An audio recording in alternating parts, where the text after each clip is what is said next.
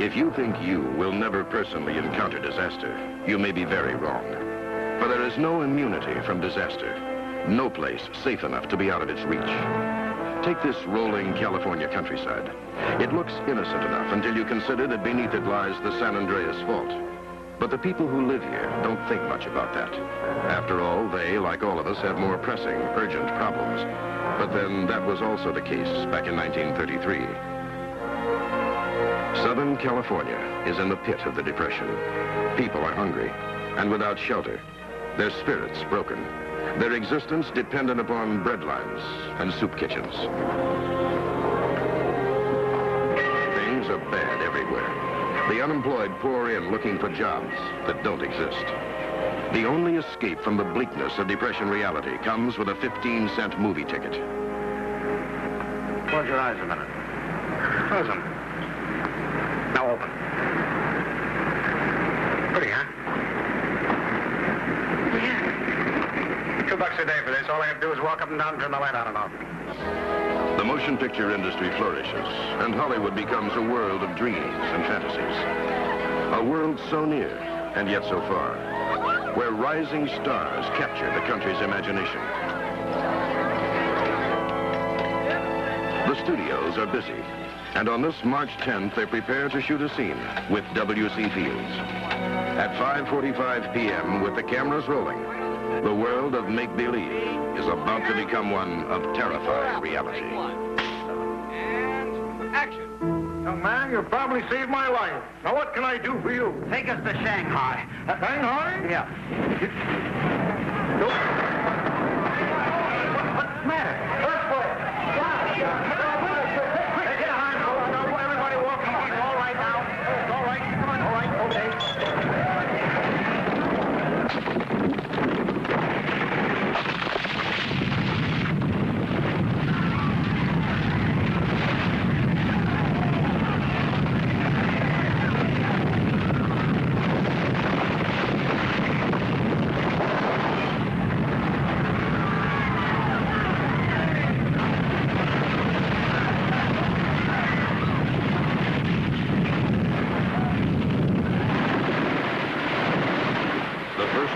Lasts only 11 seconds, but covers 75,000 square miles.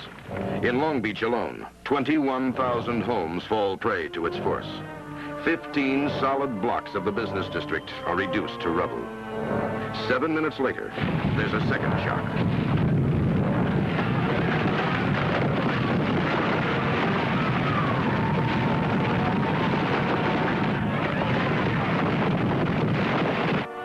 Within an hour, 7 shocks are to rock Southern California. Pain and suffering are everywhere. Amid new tremors that rock and shake operating tables, surgeons and nurses work without sleep for more than 72 hours, always fearful of when the next shock will hit. Communication and power are virtually destroyed. Only police teletype lines and radio stations can reach the outside world. The call goes out for help. The Navy lands 2,000 sailors and Marines. Soldiers and the National Guard are mobilized. Food supplies are brought in, and the search for the missing and injured goes on. As night falls, the homeless watch as rescue teams search the debris for survivors. Hollywood has sent lights, and operations go on around the clock. The buildings are unstable, and the work is dangerous. The throngs that gather can only stand helplessly by, praying that missing friends and loved ones may have somehow survived. By midnight, there had been 34 shocks. The homeless and the destitute seek refuge atop the San Pedro Hills, wondering when it will end, why it had to be their city, and what quirk of fate separated them from friends and relatives still buried by the rubble. The following day, the search for the missing goes on, and the toll of injured and dead rises.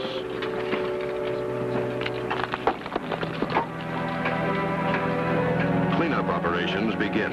What remains standing is unstable and dangerous. It has to be brought down.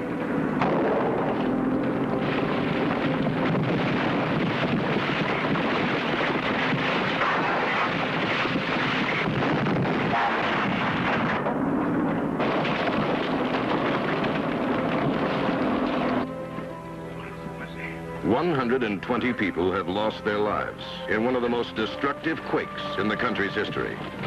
Only the timing of the quake, 5:54 p.m., keeps the death toll from being higher. For school buildings are among the worst hit. Luckily, the children were not in them. As new laws are promised for quake-resistant buildings, man with unyielding resolution starts to rebuild. He now plans to be more cautious.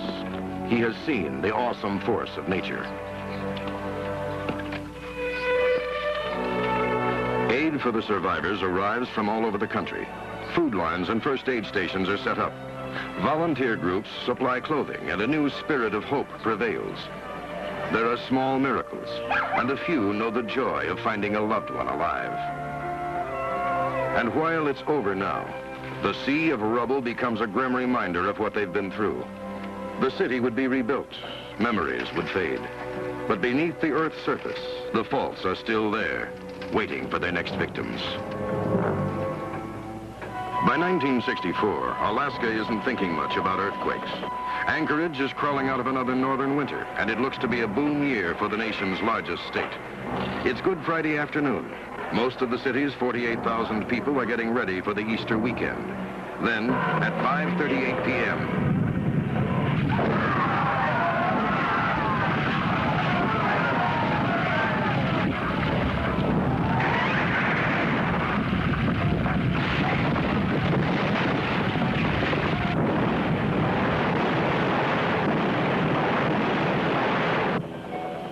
it is the strongest earthquake to strike North America in this century. Homes have been tossed around like matchboxes. Buildings have been twisted. And the streets of Anchorage have collapsed, leaving gaping holes and stranded automobiles. For Anchorage, the worst is over. For others, it's just beginning. In the tiny coastal towns of Seward and Valdez, oil tanks catch fire, ignited by broken electrical wires.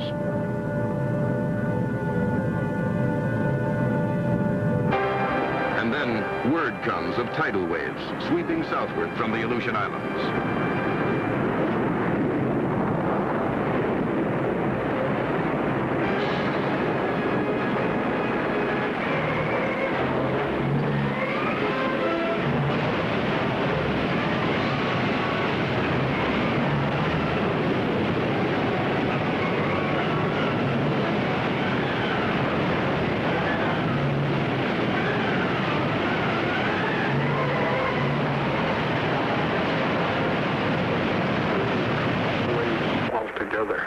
The second wave, it didn't go up very far, but the third wave was the one that really went up. It's about, say, about 50 feet maybe high, and went right over our village and swept our village right into the lake. When it went back out, it just pulled all the village right back out into the bay. I went out to church. I was teaching in the church, you know. The church. I took my little book. Then I went out my room. I took the holy picture, Nicholas. Then just I made it to the hill. I looked to church go up. All the buildings go up in the lake. One big shot. That was the 50 feet at the last one. The water has worked like a powerful jackhammer, flattening everything in its path.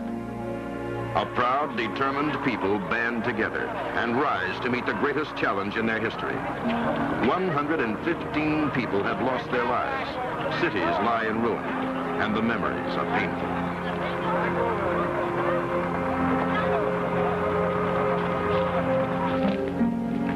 It was a disaster that gave no warning. Its victims were marked by fate. But sometimes disasters do give ominous warnings. And sometimes the warnings are ignored.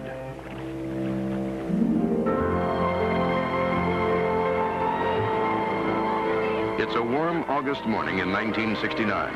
Gulf Coast residents and tourists are escaping the heat. It's a time for pleasure. but not for everyone. Weathermen have been receiving reports that bring mounting concern. 500 miles south off the Yucatan Peninsula, hot and cold air masses and high temperatures have combined to produce a vortex. A hurricane is in the making. Looking down from space, a pinwheel of fantasy forms and takes the name Camille. She's the third hurricane of the season, and like her sisters, she's to be a very unpredictable lady. A weather reconnaissance plane nears the eye of the hurricane to assess its movement and strength. It's a dangerous assignment. Signal, Roger. This is the penetration heading. Hi, it's in again. Inside the whirling vortex lies an almost serene calm. Here, the storm cooks. Fed by rising, moisture-laden air and given spin by the Earth's rotation, it creates its own momentum. Slowly, it starts to move.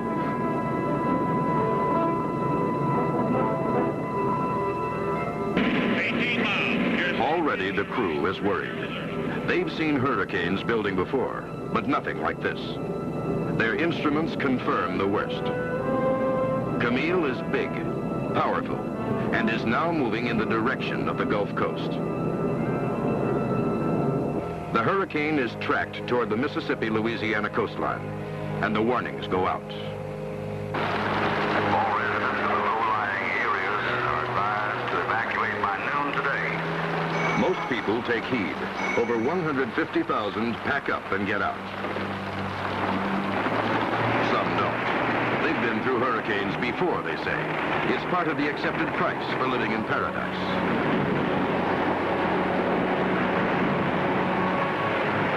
The forces of nature become an irresistible challenge, a break in the routine, a new thrill.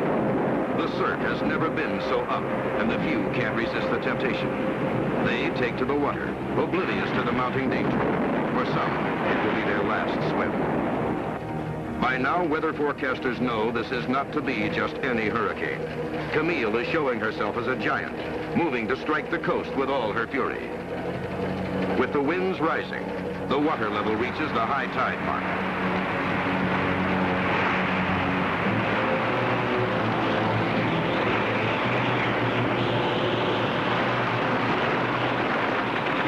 Of the hurricane still out to sea, reports come in that her winds are reaching over 280 miles an hour, the highest ever recorded.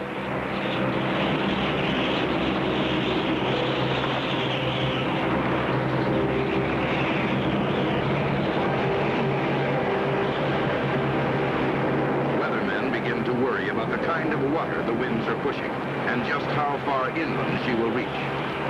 By early evening, one thing is apparent.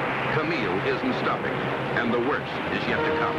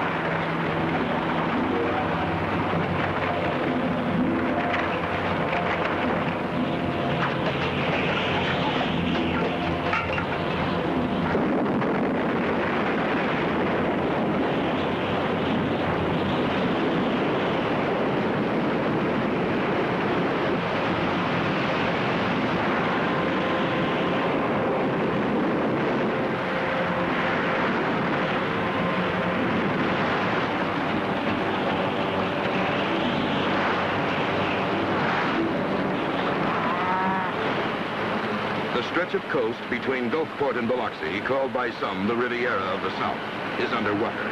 Now, residents of inland states start to worry. Will they be next?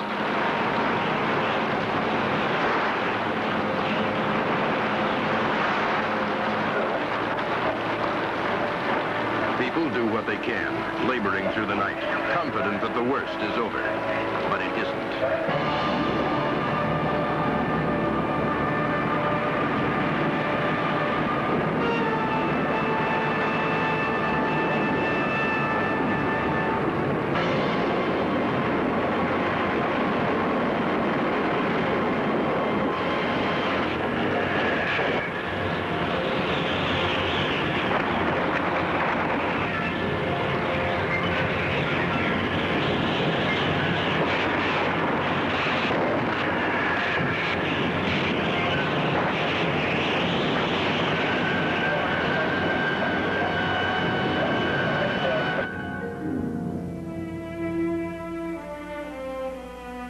By morning, Camille has finally spent her fury, but not before roaring north through Tennessee, crossing the Blue Ridge Mountains, and then moving into the Atlantic.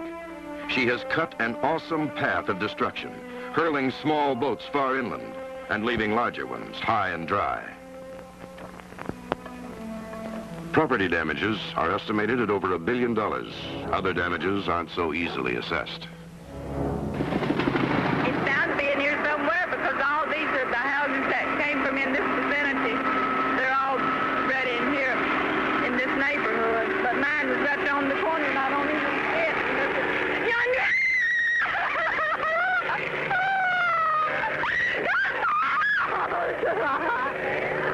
That gray one yonder, that's mine.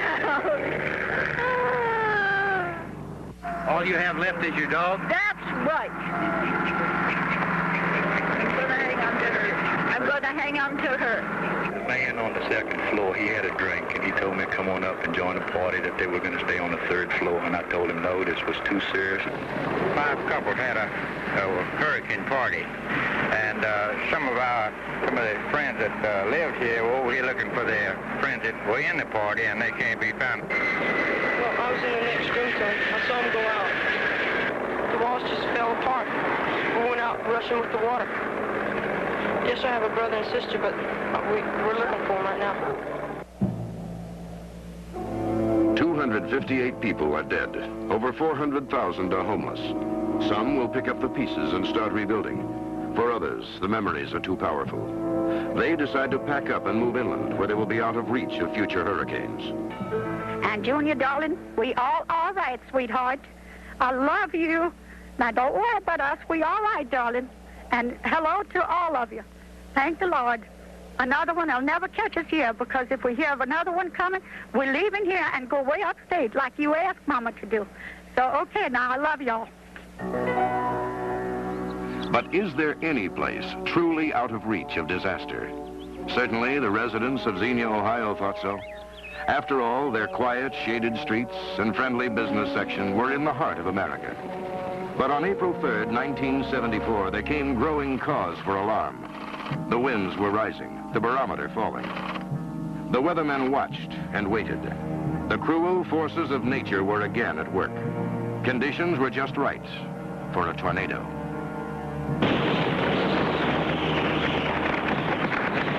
We'll keep you posted as we get further information from the United States Weather Bureau. The severe weather forecast is in effect and will remain in effect until 8 o'clock tonight. Take a look now at these clouds as they are forming in the distance. This is looking toward the west-northwest of the Channel 6 studios. You can see a great deal of turbulence in these clouds. They're dipping, falling, rising once again. Now we have another appearance of a funnel. Yeah. Can you swing around and get that, please?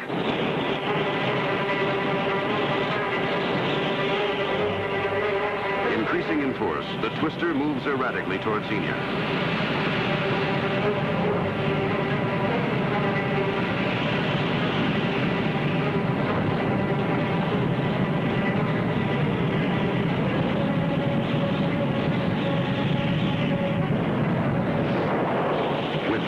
Center reaching over 500 miles an hour, the twister, like a gigantic drill, starts through Xenia.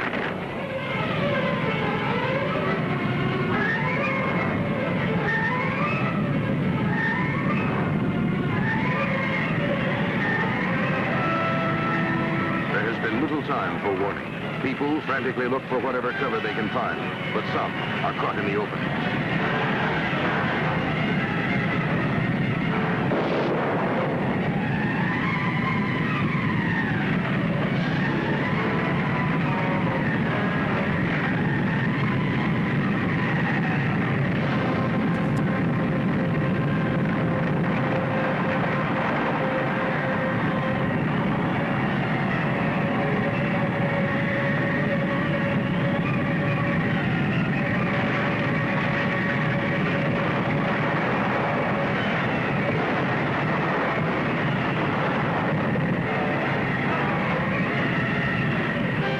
Twister's deadly vortex cuts a half-mile swath of random destruction, sparing some buildings, disintegrating others.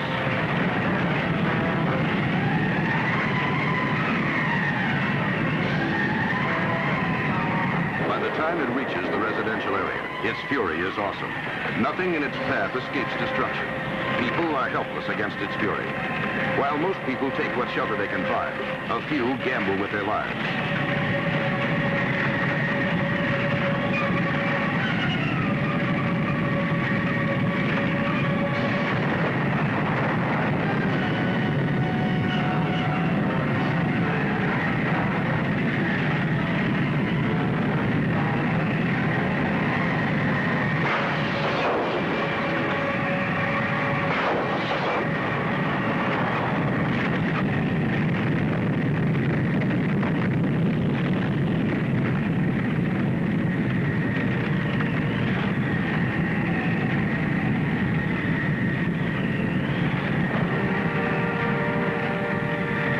Tornado moves away from Xenia, but it is only one of over 100 twisters that attack 11 states that day, claiming 300 victims.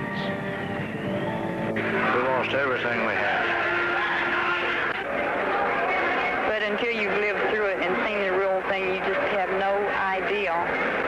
Got in the car and went home. I thought it'd be the safest place, but when I got in the door, the house fell in on us. Over 2,000 homes are destroyed. Some of the debris is carried 200 miles north before being dropped from the sky.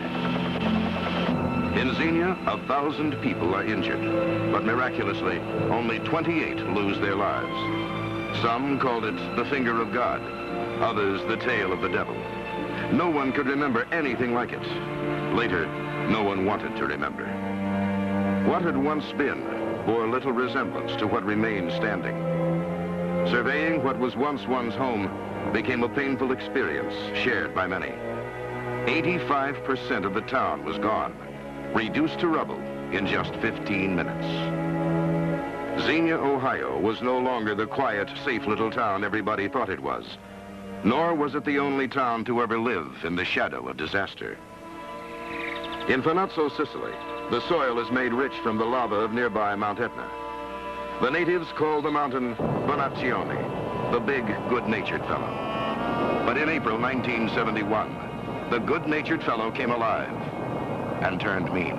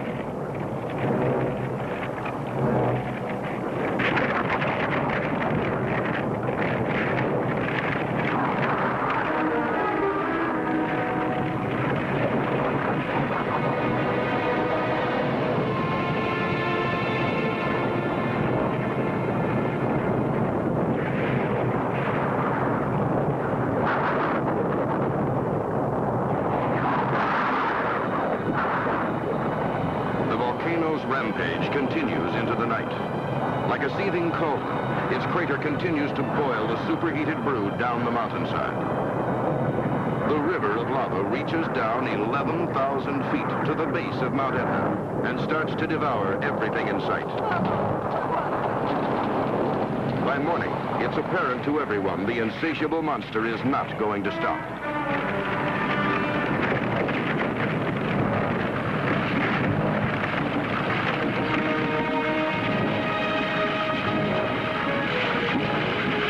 Residents watch helplessly as their precious vineyards are destroyed. They have no choice but to pack up their belongings and move out.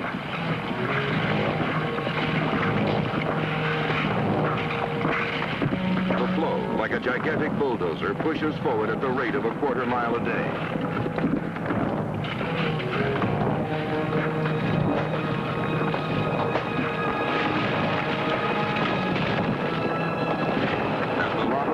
Their homes, the local peasants watch helplessly.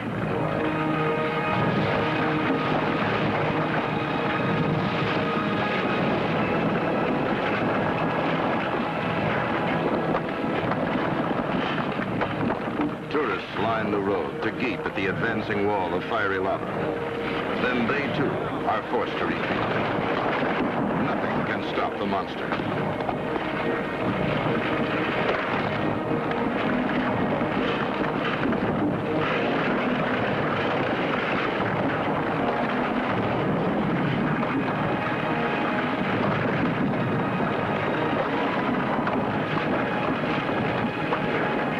For 69 days, the lava rose, unimpeded, unchallenged.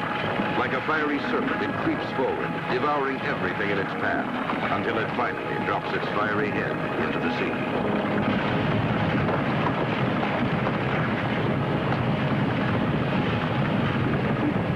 The people of Fornazzo mourn their loss, for the lava has left in its wake a surface as barren as the moon. There will be no grapes, no wine for a long time to come, and they have learned, sadly, that there is no place truly safe from disaster. But disaster is not the sole province of nature. Man, in reaching for his triumphs over the elements, creates his own potential for disaster.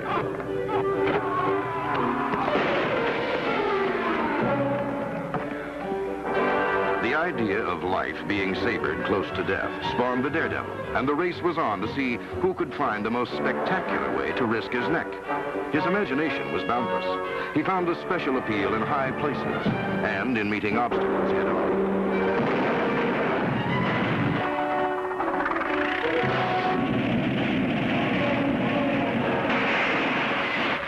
It didn't seem to matter that nothing much was accomplished by the daredevil. The main thing was to attract attention.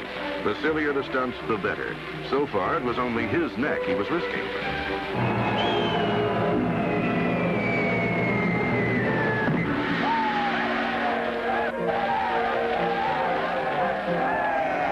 Defiant daredevils came those inventive pioneers of early flight. They combined the spirit of the daredevil with the determination of the inventor, and a new kind of disaster was in the making. Man tried imitating a bird and a threshing machine, all without much success. His creations were original, if not practical. Some were overwhelming in their size and scope, while others were just plain silly. But they all contained the elements of disaster, whether man flew by the seat of his pants or simply tried to sail from aloft. Man finally managed to get himself off the ground, and then the trouble really began. The daredevil was quick to take to the air in search of new thrills. Now the stakes were getting higher. 3 people could risk their lives as easily as one.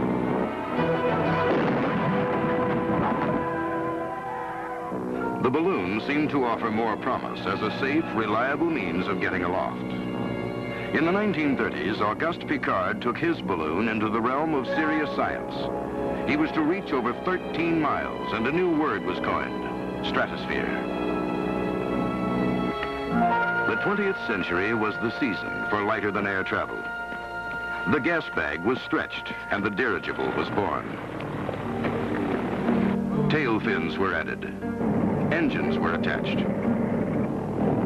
By 1922, non-explosive helium replaced the dangerous hydrogen, and the dirigible's safety record became as impressive as its performance.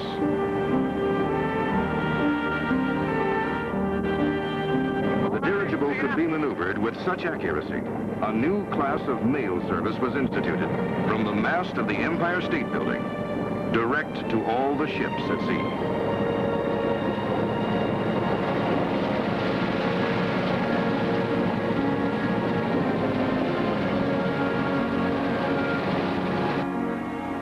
The U.S. Navy airship Akron was so large it had room aboard for 2 small planes that could drop off or hook on in midair.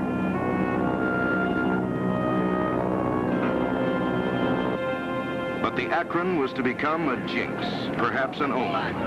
Attempting to land after a trouble-plagued cross-country flight, a sudden gust of wind took her aloft, with 3 men still clutching her lines.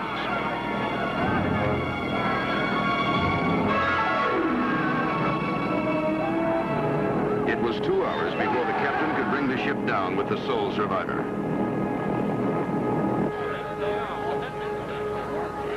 In 1937, the most elegant airship ever built was readied for her 18th transatlantic crossing. The Hindenburg was the pride of Nazi Germany and the largest dirigible ever made. On May 3rd, 1937, she left Frankfurt for a 3-day Atlantic crossing.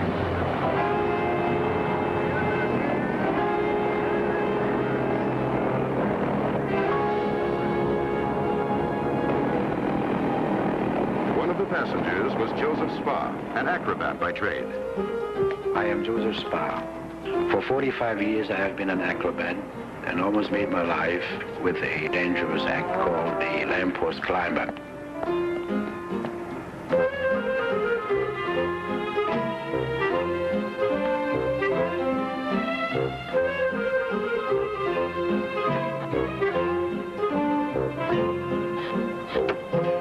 Spa had played his act to audiences around the world. Now, for the first time, he had a booking in the United States. He decided to travel in the safety and comfort of the mighty Hindenburg. She was 804 feet long and stood as tall as a 10-story building. She could cruise at 84 miles per hour and cross the Atlantic in 76 hours. She had 70 staterooms, 50 of those with private baths, whose water supply was distilled from the air in flight. Her spacious interiors provided luxurious accommodations. 4 chefs prepared elaborate continental meals: lobsters, steaks, roasts, and fowl, while a crew of 61 catered to the every whim of the Hindenburg's 91 passengers. Food was prepared in specially designed electric stoves, and the wine list offered many of Germany's finest wines. At a price of $400 one way, the passengers were provided with entertainment and dancing, and an experienced crew who worked with the most up-to-date equipment. There was only one thing the Hindenburg wasn't provided with: helium. The United States was the sole source of the non-explosive gas, and its sale to Germany was forbidden. Consequently, the Hindenburg was carrying more than 7 million cubic feet of dangerous, highly flammable hydrogen gas.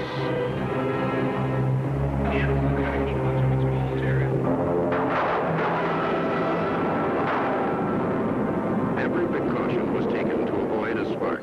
Catwalks and ladders were coated with rubber. The crew wore special clothing to avoid static electricity, and smoking materials were confiscated from passengers. Consequently, the people on board felt themselves safe, relaxed in the knowledge of these precautions, as well as the Hindenburg's perfect safety record. After all, she didn't face the threat that posed a continuing danger to surface ships at sea. No risk of angry seas or icebergs. Approaching the coast, passenger Joseph Spa got his first look at New York. We came along Long Island Sound and then, of course, on New York, which was to me the most thrilling thing. After cruising around New York, we made for Lake Hurst, and the skies became a little dark.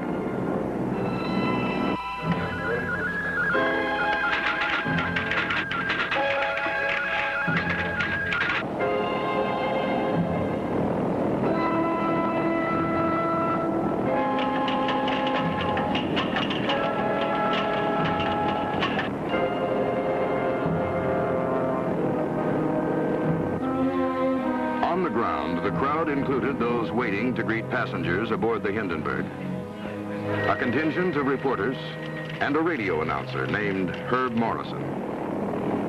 How do you do, everyone? We're greeting you now from the Naval Air Base at Lakehurst, New Jersey, from which point we're going to bring you a description of the landing of the mammoth airship Hindenburg, which was due here in America this morning at dawn, completing the first transatlantic crossing of the 1937 season. Well, here it comes, ladies and gentlemen, and what a great sight it is, a thrilling one. It's a marvelous sight. It's coming down out of the sky, pointed directly towards us and toward the mooring mast. The ship is riding majestically toward us like some great feather, riding as though it was mighty proud of the place it's playing in the world's aviation.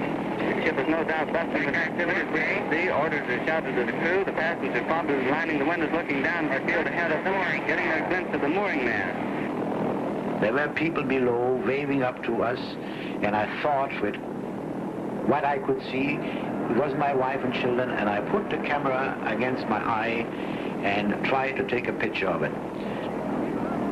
It's practically standing still now. They've dropped ropes out of the nose of the ship. It's been taken a hold of down on the field by a number of men. It's starting to rain again. The rain has slacked up a little bit.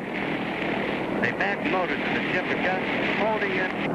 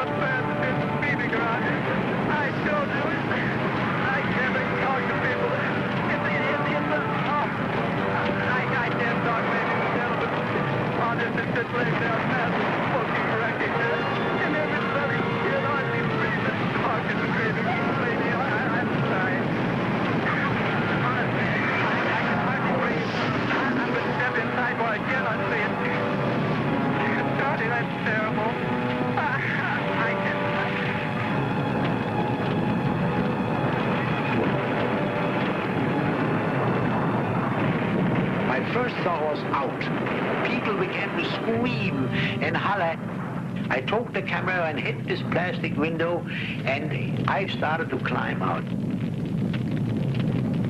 My left leg caved in as I hit the ground. I was trying to crawl away, and then I saw this big man. He came running toward me, picked me up, dragged me clear, ran with me, and then threw me down on the ground. I raced down to the burning ship. I met a man coming out, dazed. He couldn't find his way. I grabbed a hold of him. So Mr. Spay, it sounds like Spay, we're not sure of it. And he told me he jumped. He jumped with other passengers. I knew that I was very fortunate, and I said that thanks to God that he spared me for now. The only thing I can do say that, I don't know, it all happened so fast. There isn't much to figure about. I do think that I'm very lucky that I'm sitting home here in my own home again after this experience this afternoon. And as I said before, I'm just happy. Escaping with your life should be enough to make anyone happy. Yet some have preferred to risk theirs for a share of glory and thrills. The automobile had come into its own, and with it a new challenge was born. Even then, at speeds approaching 100 miles an hour, trouble waited around every turn.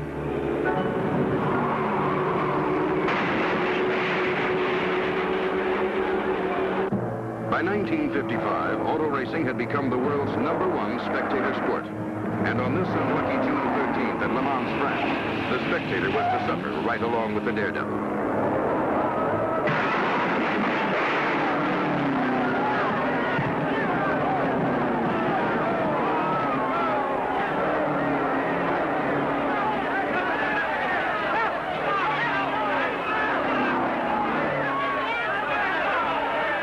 Seven persons were to lose their lives in the worst crash in auto racing history.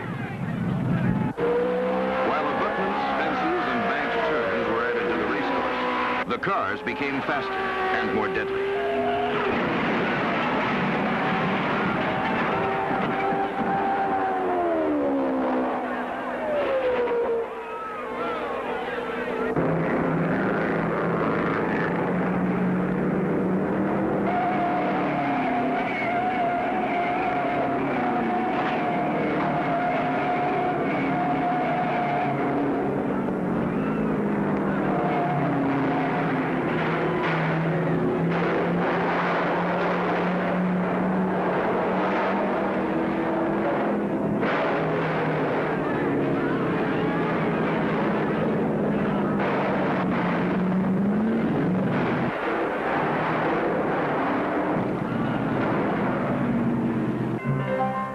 Indianapolis Speedway, Mecca for speed merchants.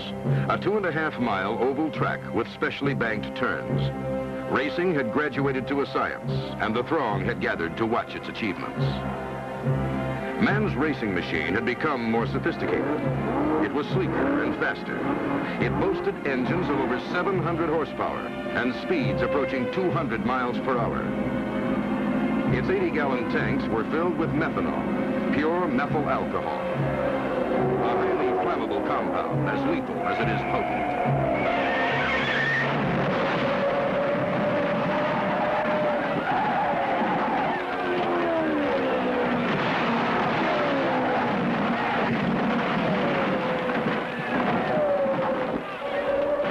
Approaching 200 miles per hour, no part of man's machine was totally safe.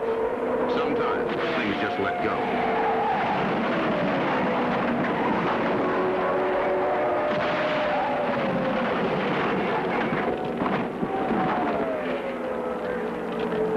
Those who savored life close to death went on ignoring the danger right up to 1973. That was the year Andy Granatelli brought 3 of the fastest machines ever designed to Indy, and 3 of the best drivers, including Swede Savage and Gordon Johncock. Savage is the bright hope for his team. He turns out for his qualifying heat in the Red Eagle Offenhauser, number 40.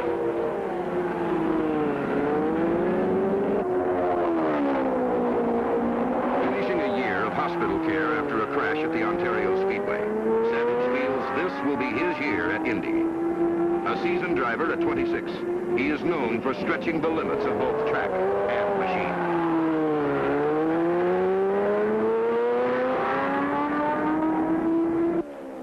His best lap is clocked at 197 miles per hour, and he wins the coveted pole position. Teammate Gordon Johncock also qualifies, but veteran Art Pollard is not so lucky.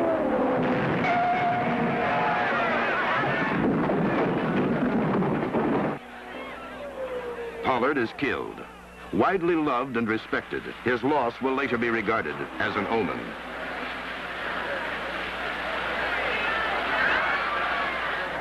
Race day dawns bright, if not clear. The fastest field in the history of the track awaits a crowd of 350,000 fans. The pre-race hoopla goes off on schedule. Pollard's death has been put aside as an unfortunate accident in the past. The darkening skies bring on and off rains. The race is delayed. The crowds are restless. Finally, after a 4-hour wait, the weather breaks. The officials give the go-ahead. There's an air of mounting tension built by the competitive spirit. The stakes are high. Money and glory await the victor. The business of racing begins.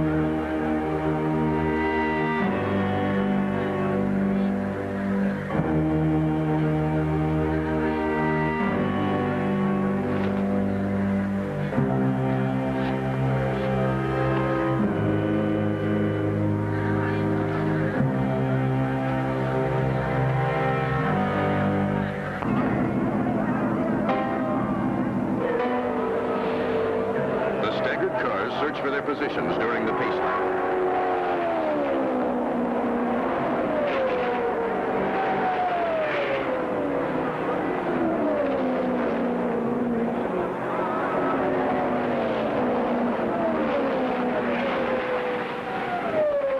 Finally, the starter waves the green flag and the cars leap into the race.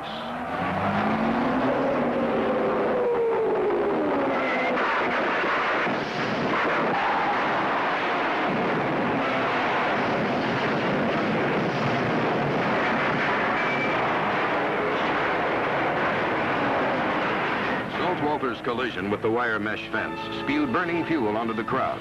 A dozen spectators are injured.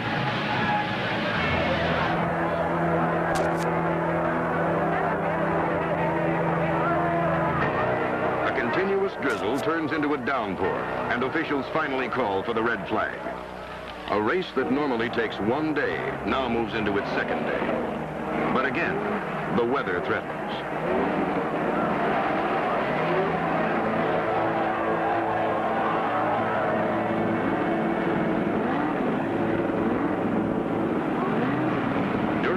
Lap, rain starts to fall, and the cars are forced to follow the pace car to the red flag.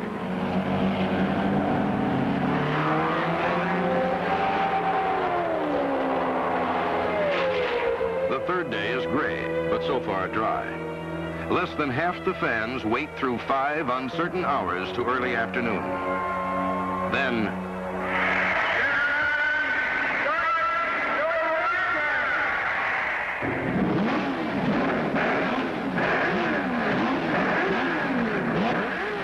with the roar of the powerful engines, the events of the past few days seem settled.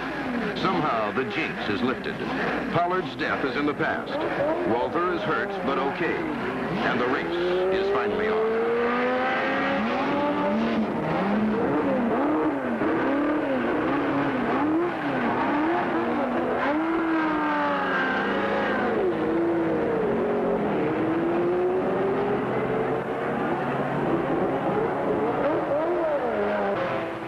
Anticipation and tension in the air, for the weather looks like it may finally hold. Spectators and drivers alike are eager for the race and for a victor. Smoke signals trouble on the 3rd turn, but the only casualty is a burnt-out engine. And the pace car leaves the field to the racers.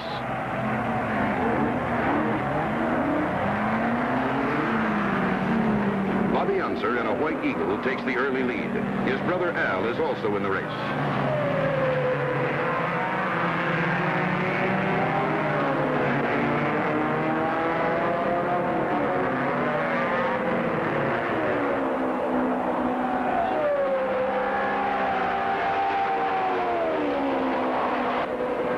On the second lap, Robbie Ellison, star of the Southern Stock Car Circuit, is forced out of the race with engine trouble.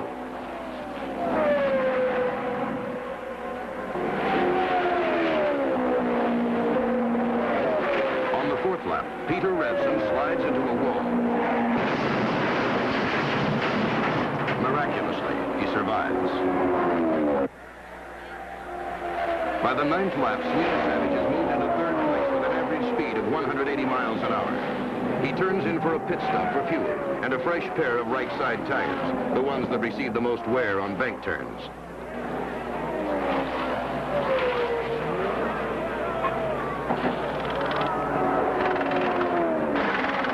In record time, his crew has the car ready to roll. Teammate Gordon Johncock in number 20 is now in 3rd place. The pit stop has dropped Savage back.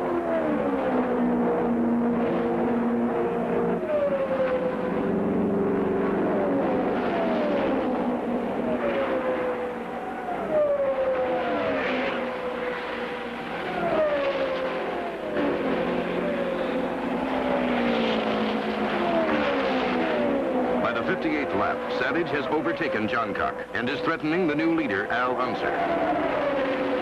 But at turn number 4, Savage loses control.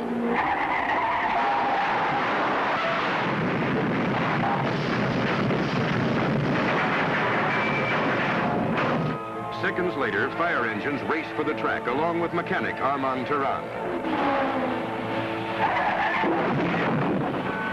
Teton is hit by the fire truck, and the tragedy is compounded. Savage will hang on a month before the race takes its final toll, but Teton is dead on arrival at the hospital. When rain finally halts the spectacle, Johncock is declared the winner. New safety standards are proposed, but for those who gambled and lost, they were to come too late. It is one thing to gamble with your life and lose it. It is quite another to never know you are gambling at all until it's too late. The passengers who took the luxury liner Andrea Doria in July 1958 were looking forward to all that the brochure promised. That she will provide her passengers with an experience that will somehow be different. One they will never forget as long as they live. On July 25th, only a day away from docking in New York, the passengers are enjoying themselves and are looking forward to their last night at sea.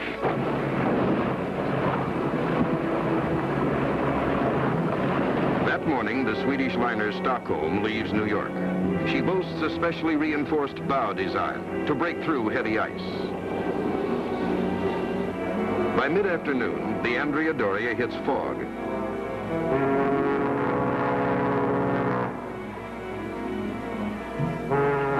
To her passengers, the foghorn adds a note of romance to the last night out.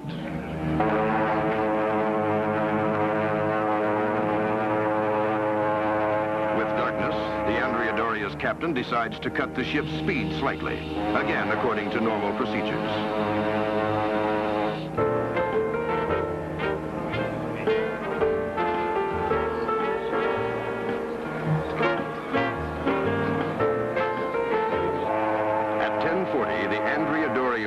Registers a new blip. It is recorded as a moving vessel. The crew's calculations show her approaching from 17 miles ahead. The Stockholm is on course and in clear weather, running at her top speed of 18 knots. At 10:48, she picks up an approaching ship and calculates she is 12 miles ahead and slightly to starboard. At 11 o'clock, the distance is put at 6 miles. By 11:03, at 4.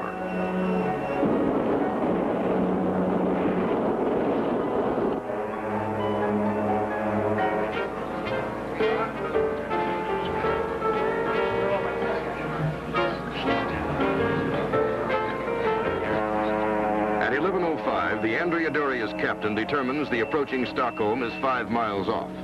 When two of his officers argue it's closer to 3, the captain orders a slight turn to the left 4 degrees, calculating the two ships will make a starboard-to-starboard passing. At 11:06, the Stockholm, still in clear weather, nears the fog bank. Our estimates put the Doria at 2 miles. The third mate orders a 20-degree turn to the right, calculating the ships will pass port to port. In reality, the ships are closing faster than their estimates, and the maneuver unknowingly puts them on a collision course. By the time the Andrea Doria breaks from the fog, it's too late to do anything.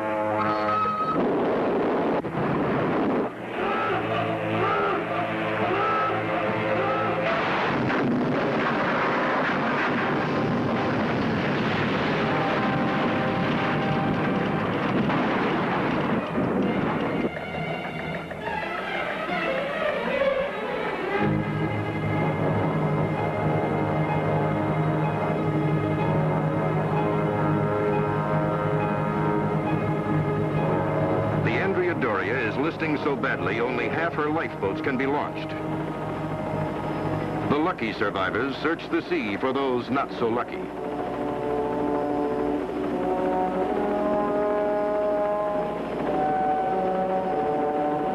Although the Stockholm's bow was ripped away on impact, she remains seaworthy and assists in the rescue operation. Helicopters arrived from New York City to help the injured survivors of the Andrea Doria.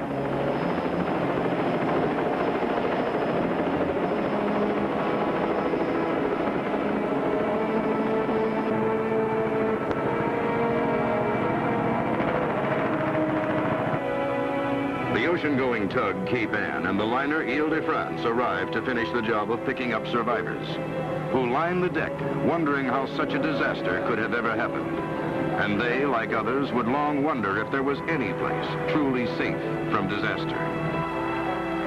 The most luxurious ship on the transatlantic run was in her death throes. She had been true to her brochures. She had provided her passengers with an experience they would never forget.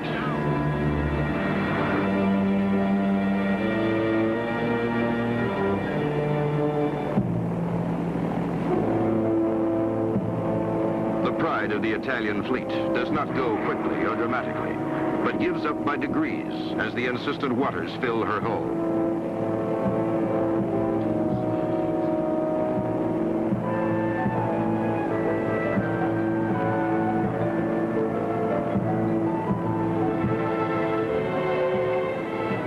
At 10:09, the ship many call the most beautiful in the world takes her place in the graveyard of the Atlantic. The Ile de France is the first to reach New York with survivors. Last to arrive is the Stockholm, bearing a miracle. Ship's officers have discovered a young girl, snatched from her bed aboard the Andrea Doria, still alive in the twisted wreckage of the Stockholm's bow.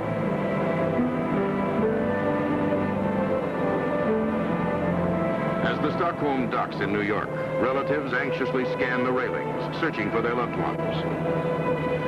Among them is actress Ruth Roman. She had handed her 3-year-old son into a lifeboat, which then pulled away.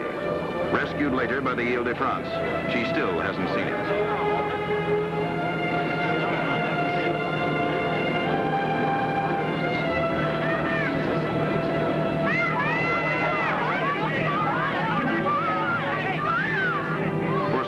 The ordeal is over. For others, it's just beginning. Of the 1,706 aboard the Andrea Doria, 46 are lost.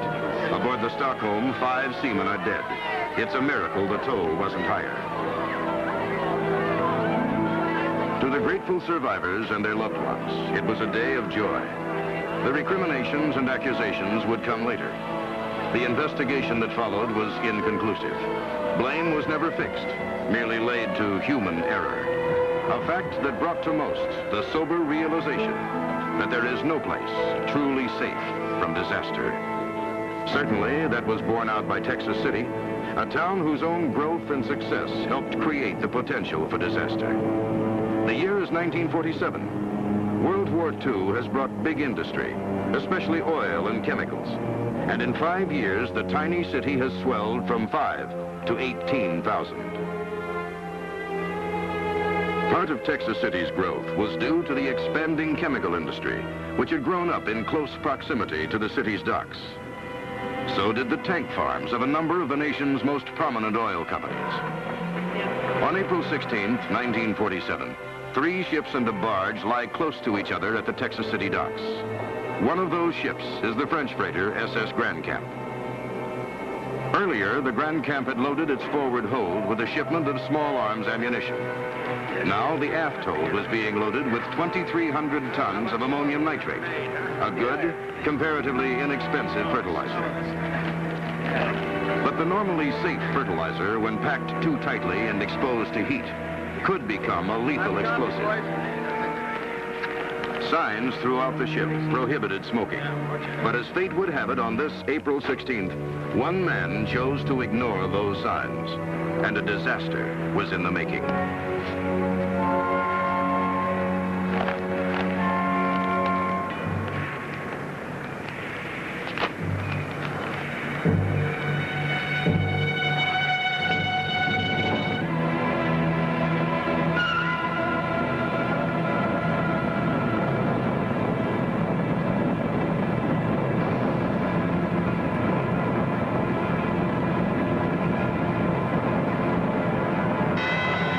At 8:15 a.m., a fire is discovered in the ship's hold. Crewmen try to extinguish it. 8:20, the crewmen's efforts are totally ineffective. The fire department is called and the crewmen abandon ship. Before 8:30, the 27 volunteers of the Texas City Fire Department arrive with a new fire engine on its first time out. At 8:35, the fire is out of control and getting worse.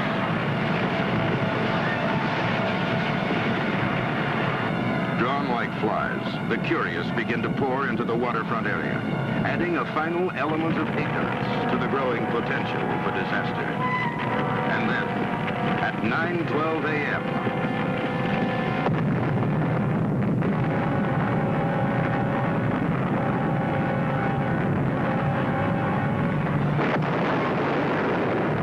two explosions, only seconds apart, go off with the force of the Nagasaki atomic bomb.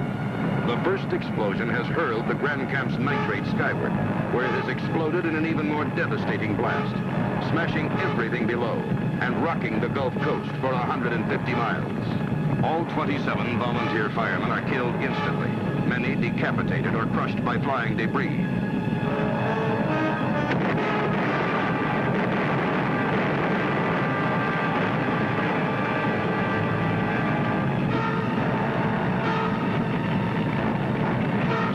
Red-hot shrapnel hurtle through the air, piercing oil tanks and releasing a flood of flaming gasoline and oil. Balls of twine, part of the Grand Camp's cargo, are sent flaming through the air, further spreading the fire.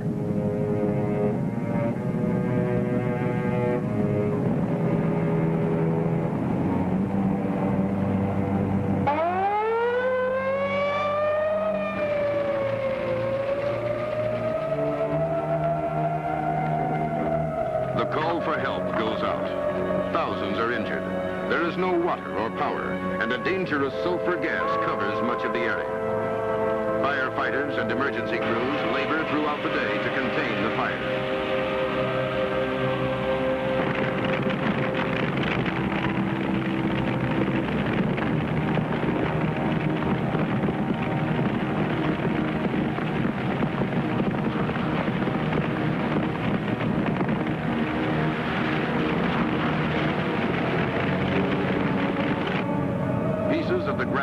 Weighing tons are found almost a mile away. Rail and pipelines have been ripped apart.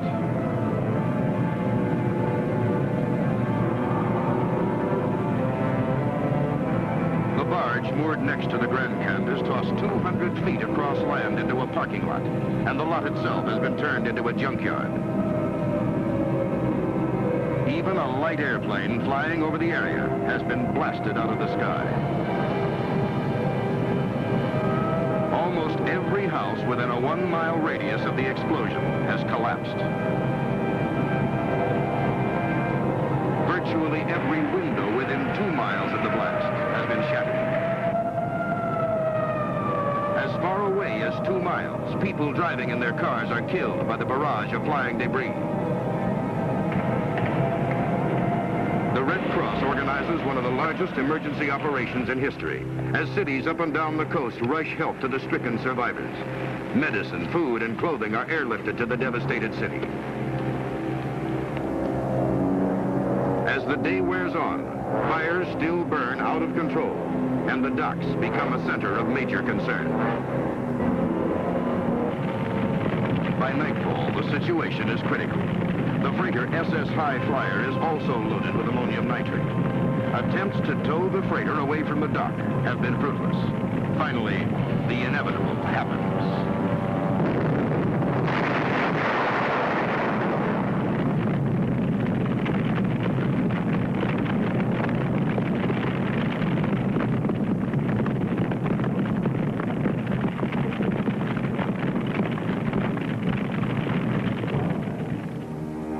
As the second day wears on, the fires are finally brought under control. But the pain and the suffering have only begun.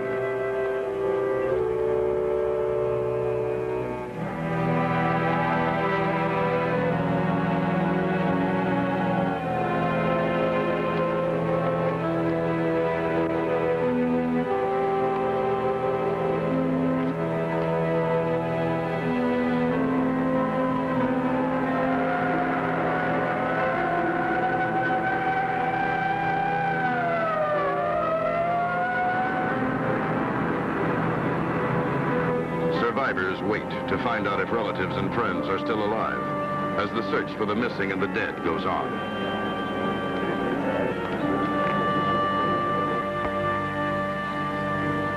The list of victims grows. Survivors pray they will not see the names of friends or loved ones. For those who do, it is an agonizing experience.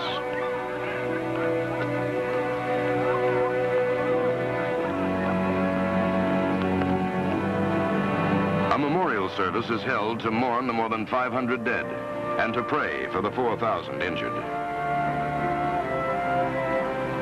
Many are still in shock over what has happened, numb with the realization of how unsafe their city really was and how their lives could be so drastically altered by one man's burning cigarette.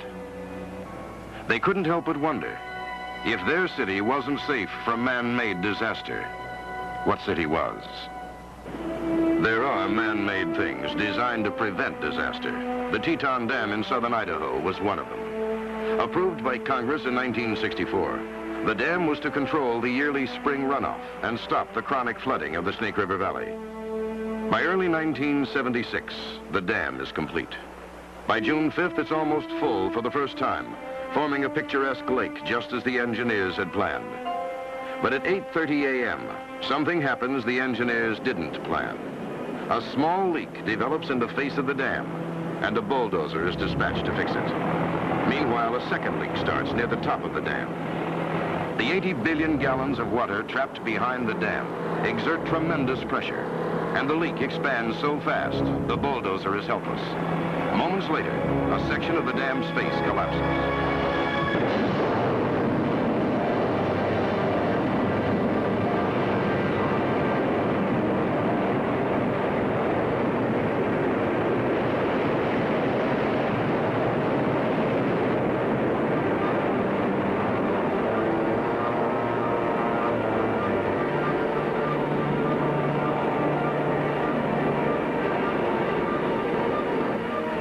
lie below. Scores of helpless towns lie directly in the path of the rampaging wall of water.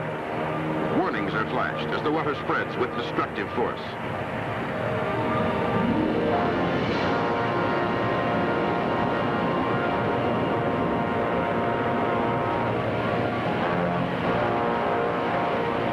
It overtakes the farm communities of Wilford and Sugar City.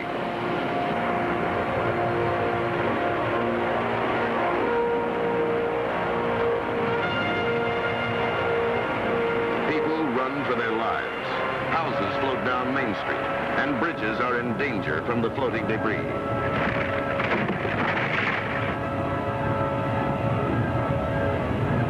The water breaks through levees and canal banks, causing flooding in surrounding areas. Idaho Falls, 70 miles from the dam, gears up for the flood. As the water continues to rise, volunteers frantically try to channel its course.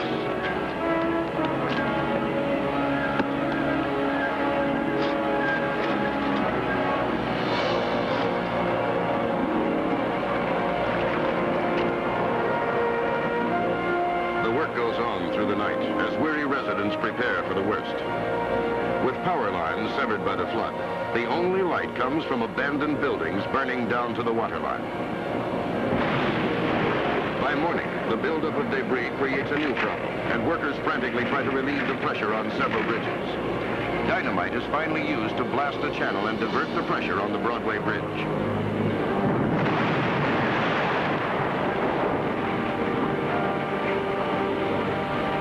The tactic works. The bridge is left battered but intact. By early Monday, the rampaging water thunders past the towns of Shelley and Firth toward Blackfoot, whose lowlands pose a serious problem if the waters are not stopped. The hope for containment lies in the American Falls Reservoir just beyond Blackfoot.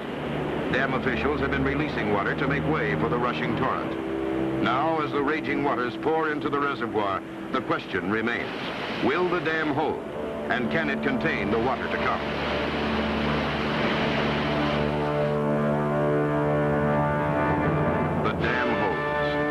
The water can be released gradually. After 3 days, the uncontrolled flooding is finally over, leaving in its wake miles of devastation and oozing, sticky, stinking mud. Hundreds of people have lost everything.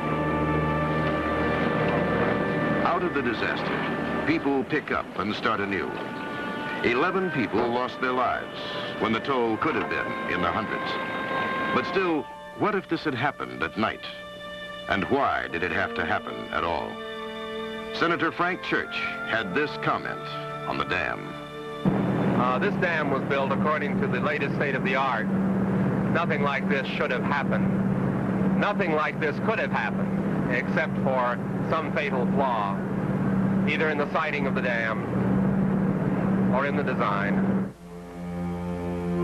Could that fatal flaw be simply that nothing made by man is ever truly safe from disaster? The residents of Sao Paulo, Brazil, were to discover just how true that was in a disaster whose horror would long be remembered. The year is 1974. Sao Paulo is riding a building boom that has carried its population over the 6 million mark. Already the size of Chicago, it has become the center of Brazil's economic explosion. Its modern skyscrapers soar upward, a triumph of technology, dazzling the eye and stirring the imagination. One of the most impressive is the Whalema building. Newly built, its bottom floors were devoted to parking, for the city's building code insisted on adequate parking for every new structure. Employees loved the building. It was a nice place to work. It had convenient parking facilities, modern elevators, and most importantly, on this hot, muggy August day, it had air conditioning. The unit, housed on the 12th floor for the sake of efficiency, labors through the morning to fight the oppressive heat. But near 2 o'clock, it overheats.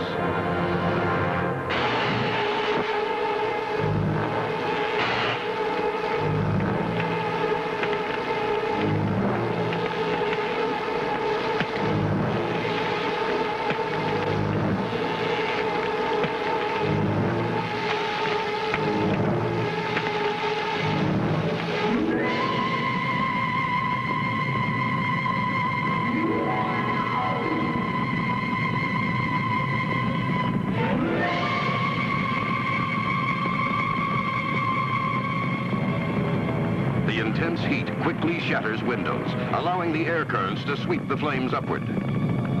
Before the elevators are immobilized by the flames, a few manage to escape.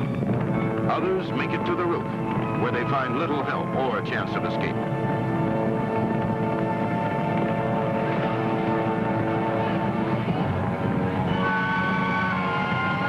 Spectators line the street, watching helplessly, while those trapped try to find some way to escape the searing heat.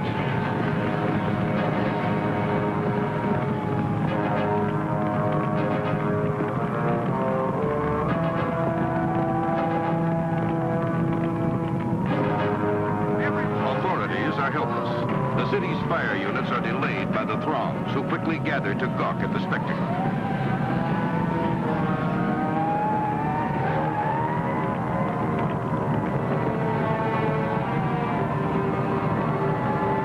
People huddled in balconies, trying to escape the smoke and flames. Helicopters arrive and prepare to lower rescuers to the balconies.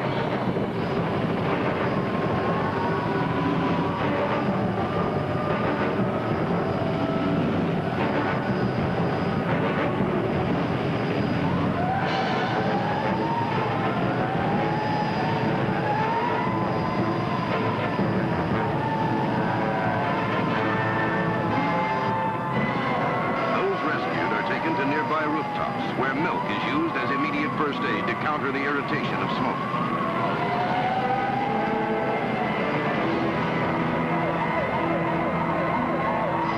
The rescue helicopters can no longer approach. The heat is too intense.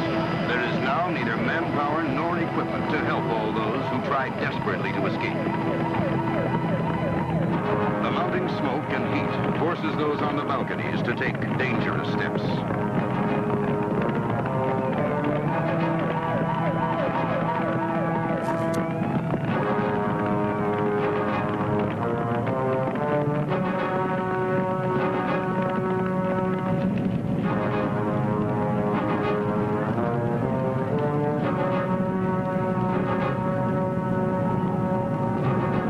Intense heat becomes too much for some. The lower floors burn out, and firemen are finally able to raise ladders, but they reach only a third of the way up the building.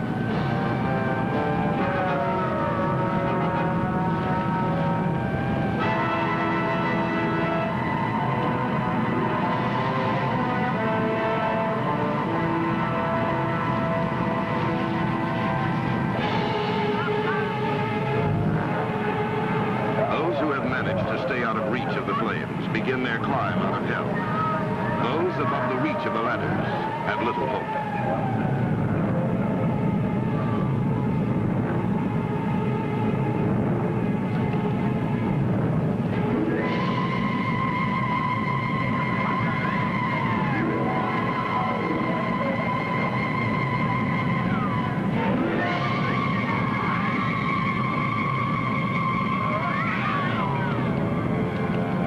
Firemen hold up signs. Stay calm. The danger is past.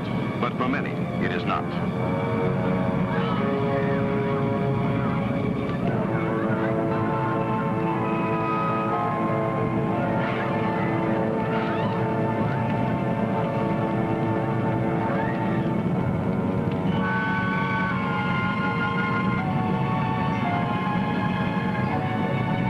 People keep trying to do what they can. One fireman, Jose Rufino, manages to rig ropes from a nearby building and lead 18 people to safety before the ropes burn through.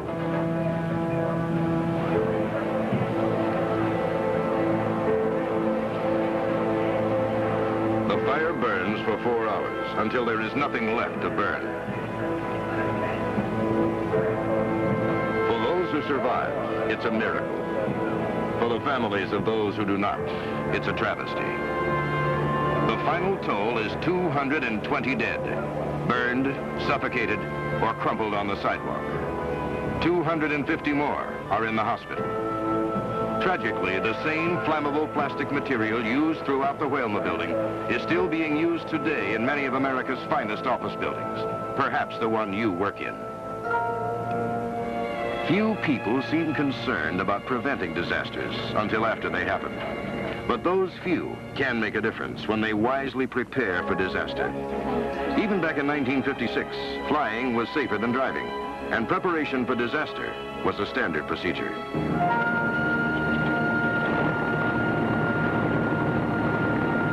On October 15th, 1956, a stratoclipper named the Sovereign of the Skies departs from Honolulu International Airport for San Francisco. Part of the takeoff routine is informing the passengers of standard emergency procedures.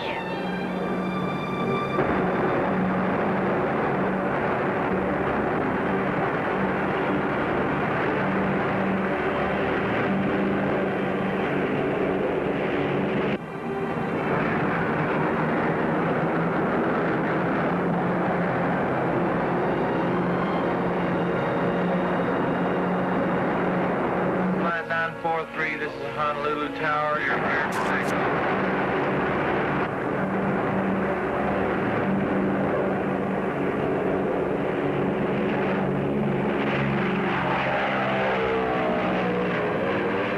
Flight 943 is airborne at 8:30 p.m. after an uneventful flight to Honolulu from Tokyo. The weather is clear, the forecast good.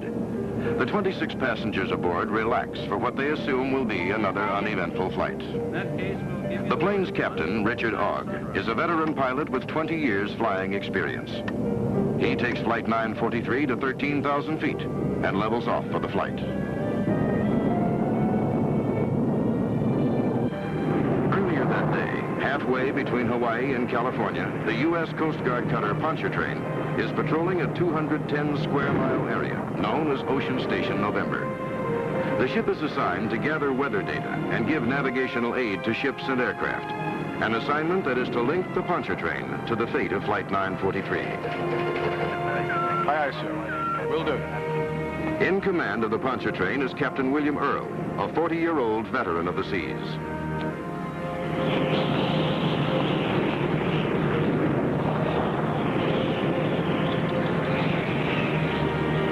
As the ship nears the end of a 3-week patrol, the crew's duties have become routine, even boring. But one of these duties is a drill, a precaution to hone the crew's skills should an aircraft be forced to ditch at sea.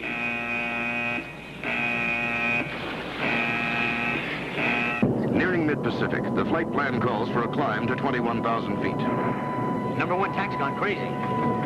Feather number 1. Suddenly, something goes wrong.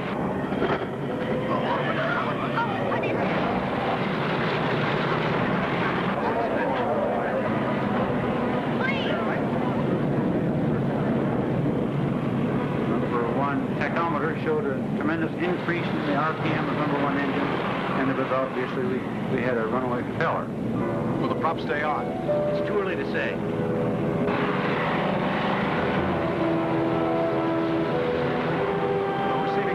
Ocean Station November, Captain.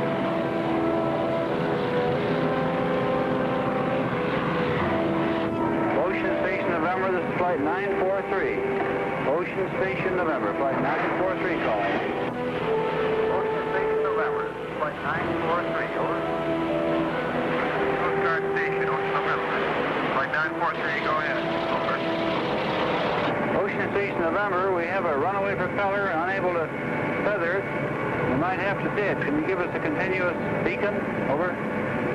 Roger, Flight 943. Your bearing for Station November is 256 true.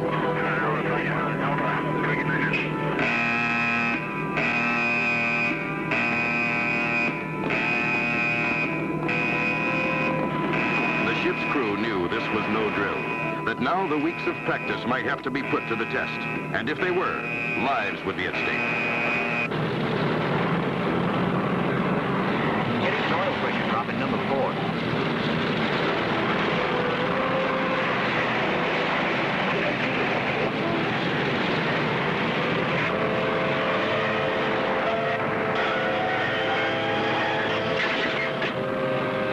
Ocean Station November, Flight 943.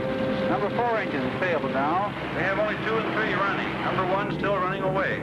Stand by to help us. Over. Roger, 943. All hands flank. Aye, aye, sir. Sir, all ahead flying. Both he and I realized that this was a very critical condition. We all knew that as of the time of the ditching, there might be many casualties. I made every effort, of course, to reassure him that we had equipment, a team, and the facilities, manpower down below to do the best job possible in saving the people. As flares were sent up to guide the ship, Captain Ogg was weighing the dangers of the plane's runaway prop against the risks of a night ditching. After questioning the engineer about the likelihood of the propeller staying on there, I decided to circle the ship and wait for daylight, giving ourselves the advantage of daylight landing, plus using up our fuel to make the airplane far more floatable.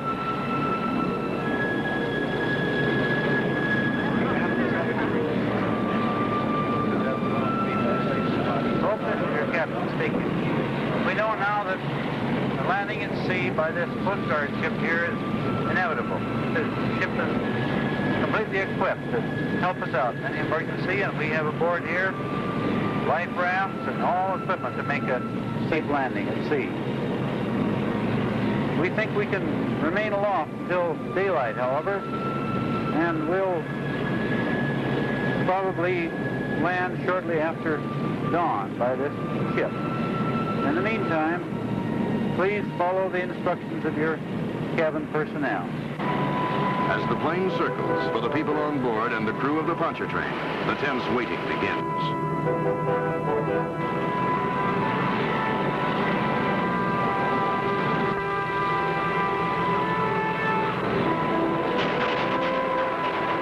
For the passengers of Flight 943, it is a strained vigil, and prayers are shared. Captain Ogg prepares his passengers for what is to come. His experience, his air of confidence, his calm manner, all help to reassure the passengers.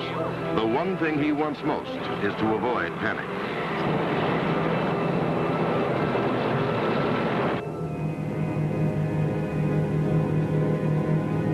Every ship within reach races toward Ocean Station November. But only the puncher train is there and ready.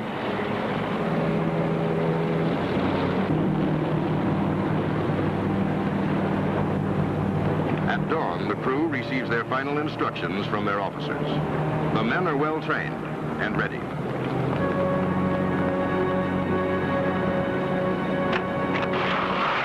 A layer of foam is laid down to mark the ditch heading.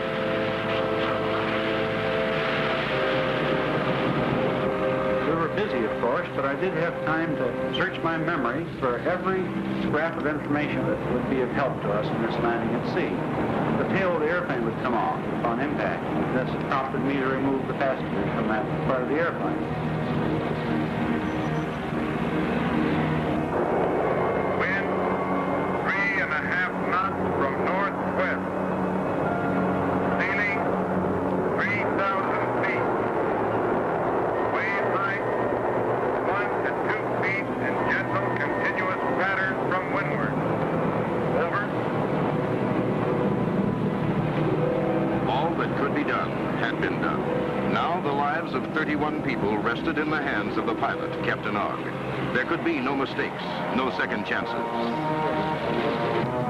There'll be some people coming out of both wing exits, some out the cabin door. There'll be children coming out first. Roger, Flight 943. Ocean State, November, this is Flight 943. We're definitely coming in this time.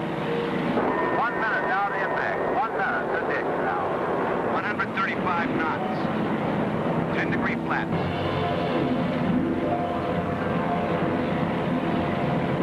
20 seconds now. 125. Flaps to 20.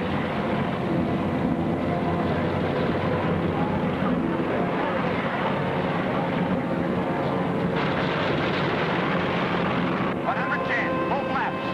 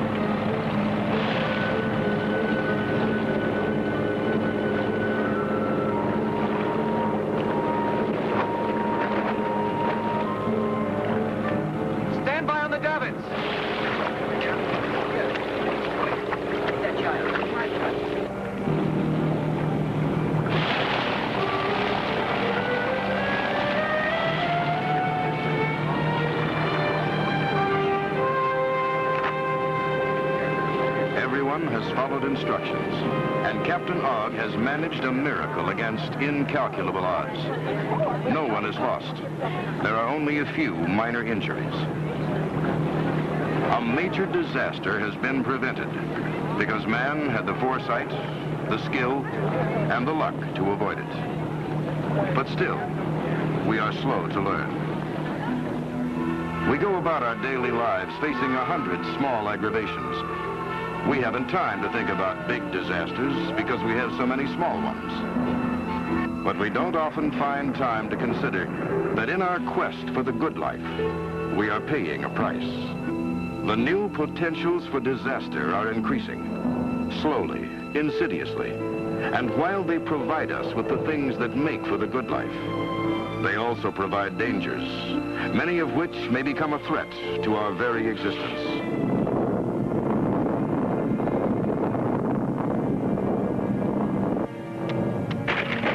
The disasters of nature will always be with us, and disasters made by man are increasing.